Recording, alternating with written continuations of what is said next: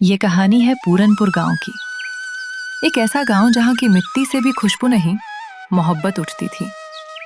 जहां हर सुबह सूरज के साथ मुस्कानें खिलती और हर शाम चूल्हों की आंच में रिश्ते पिघलते नहीं, जुड़ते थे। ये कहानी है दो दोस्तों की, आरव और विक्रम की। एक शहर की चमक से निकला आरव और एक गांव की मिट्टी में जड़े जमाए विक्रम। दोनों की मुलाकात ऐसे वक्त में हुई जब किस्मत शायद खुद कोई डरावना मजाक खेलने वाली थी। रात का सन्नाटा था, चांद बादलों में छुपा हुआ। पूरनपुर गांव के आखिरी छोर पर एक हवेली थी, टूटी, जर्जर और वीरान। कहा जाता था उस हवेली में कोई नहीं रहता, लेकिन रात होते ही वहां दिए अपने आप जल उठते थे। कई महीनों बाद आरव अपनी कॉलेज की छुट्टियां मनाने गांव लौट आया था। वो वही पुराना गांव, वही गलियां, वही मिट्टी की खुशबू। पर सबसे ज्यादा जिस चीज की उसे कमी महसूस हुई थी, वो था उसका बचपन का दोस्त विक्रम। आरव जैसे ही हवेली के रास्ते पर पहुंचा, दिल में एक अजीब सी खुशी और हल्का सा डर एक साथ उठने लगा।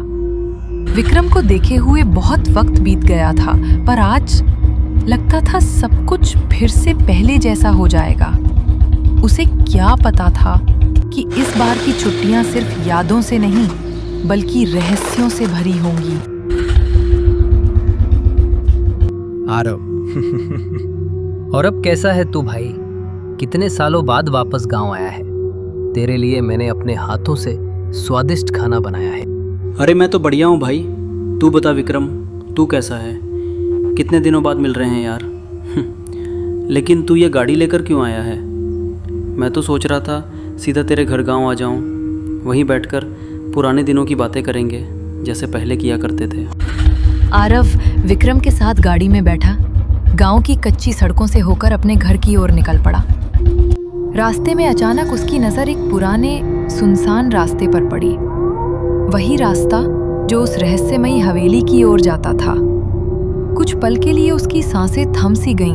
विक्रम, ये वही रास्ता है ना, हवेली वाला? हाँ वही है, लेकिन तू ये सब क्यों पूछ रहा है? नहीं, बस ऐसे ही पूछ रहा था। अचानक मौसम का मिजाज बदल गया। नीले आसमान पर काले बादलों ने जैसे अपनी गिरफ्त कस ली हो। तेज हवा चलने लगी। पत्तों की सरसराहट अब डर में बदल चुकी थी। कुछ ही पल में बिजली कड़कने लगी और मूसलाधार बारिश शुरू हो गई। विक्रम और आरव गाड़ी से उतरकर चारों ओर नजर दौड़ाते हैं, लेकिन बचने की कोई जगह नहीं थी। ठंडी हवा के बीच बारिश की बूंदें उनके कपड़ों को भिगोती चली जा रही थी। विक्रम, अब कहाँ जाएं? चारों तरफ बस ये तूफान ही तूफान है। पता नहीं आरव, पर हमें कहीं ना कहीं छुपना होगा, वरना बीमार पड़ जाएंगे। विक्रम, वो देख सामने, वो हवेली। वही पुरानी हवेली जिसमें कोई नहीं जाता। हाँ, लेकिन अभी हमारे पास कोई और रास्ता भी तो नहीं है। दोनों कुछ पल चुप रहे। बारिश की तेज आवाज और आसमान की गड़गड़ाहट के बीच उन्होंने हवेली की ओर कदम बढ़ा दिए। हर कदम के साथ उनके दिल की धड़कनें तेज होती जा रही थीं, मानो हवेली उन्हें अपने रहस्यमयी आगोश में बुला रही हो। रात का अंधेरा बढ़ चुका था। हवेली के पास जैसे ही दोनों पहुंचे, हवा अचानक भारी हो गई। दरवाजा अपने आप किर किर की आवाज से खुल गया। आरव, ये अच्छा नहीं लग रहा, चल लौट चलते हैं। डरपोक मत बन विक्रम, चल देखते हैं आखिर अंदर क्या है। दोनों मसाल जलाते हुए अंदर कदम रखते हैं। दीवारों पर जाले, छत से लटकता टूटा झूमर और हवा में गंध जैसे किसी अधूरी कहानी की। आरव के कदमों के नीचे पुरानी यादें चरमराने लगीं। तुझे याद है बचपन में यहीं छुपन छुपाई खेलते थे? लेकिन उस दिन के बाद किसी ने इस हवेली का रुख नहीं किया। वो दिन जब राजू भैया गांव से अचानक गायब हो गए थे, उस दिन के बाद से इस हवेली की तरफ किसी ने कदम तक नहीं रखा। कहते हैं रात को अब भी उनकी आवाजें हवाओं में गूंजती हैं और दीवारें जैसे कोई कहानी कहती हैं। आरव, तू मुझे इसी हवेली में वापस लेकर आ गया। आरव और विक्रम अभी बात ही कर रहे थे कि तभी हवेली का दरवाजा अचानक से बंद हो जाता है। अरे यार, ये दरवाजा बंद कैसे हो गया भाई? मुझे नहीं पता रहा, पर कुछ तो गड़बड़ है यहाँ। दरवाजा बंद होने के बाद आरव और विक्रम एक दूसरे को देख रहे थे। डर तो दोनों की आंखों में साफ झलक रहा था। फिर हिम्मत जुटाकर वो धीरे धीरे हवेली के अंदर की ओर बढ़े। हर कदम के साथ फर्श की चरमराहट जैसे उनकी सांसें रोक दे रही थी। और तभी उन्हें सामने एक आकृति दिखी। कोई व्यक्ति जो मुंह फेरकर जमीन पर बैठा हुआ था। कमरे की मंद रोशनी में उसकी परछाई कांप रही थी और माहौल में एक अजीब सी ठंडक फैल गई थी। विक्रम, वो कौन है वहां? मुझे नहीं पता रहा, पर यह जगह अब पहले से ज्यादा डरावनी लग रही है। विक्रम और आरव उस अनजान आदमी के पास धीरे धीरे कदम बढ़ाने लगे। वो आदमी अब भी अपनी जगह बैठा था, सिर झुकाए, जैसे किसी गहरी सोच में डूब हो। आरव ने हिम्मत जुटाकर कांपती आवाज में कहा, भाई साहब, आप कौन हैं? जैसे ही उसका चेहरा सामने आया, आरव और विक्रम की आंखें फैल गईं। वो चेहरा इतना भयानक, इतना विकृत था कि दोनों के शरीर में सिहरन दौड़ गई। आरव, ये इंसान नहीं लगता। तभी वो आत्मा बोलती है, क्यों आए हो? क्या तुम्हें अब भी मेरी याद है? उस आवाज में डर से ज्यादा दर्द था, जैसे कोई अपना बरसों बाद लौट कर आया हो। आरव के दिल में एक अजीब सी कसक उठी।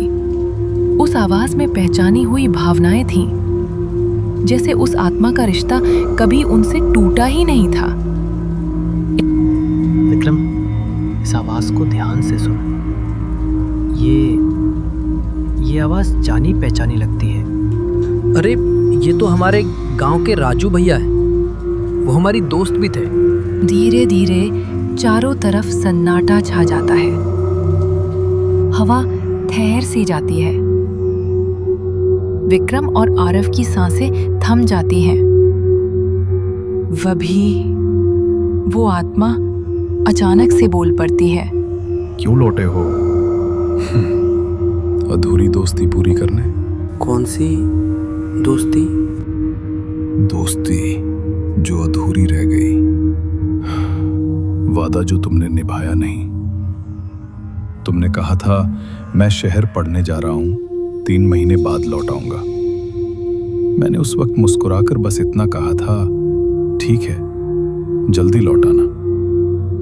लेकिन 3 महीने बाद मैं उसी बस स्टॉप पर खड़ा था। सुबह से लेकर शाम तक तुम्हारा इंतजार करता रहा। हर आती जाती बस में तुम्हारा चेहरा ढूंढता रहा, पर तुम वापस नहीं आए। और उसी शाम किसी ने मुझे पीछे से वार किया। मैं जमीन पर गिरा, आंखें बंद होने लगी। बस तुम्हारा चेहरा आखिरी बार आंखों के सामने आया, और वहीं मेरी कहानी थी। चारों तरफ सन्नाटा था। हवा भी जैसे रुक गई थी। आरव रोते हुए कांपती आवाज में बोलता है, मुझे माफ कर दो राजू भैया। मुझे वहाँ आपके जाने का इंतज़ार करना चाहिए था।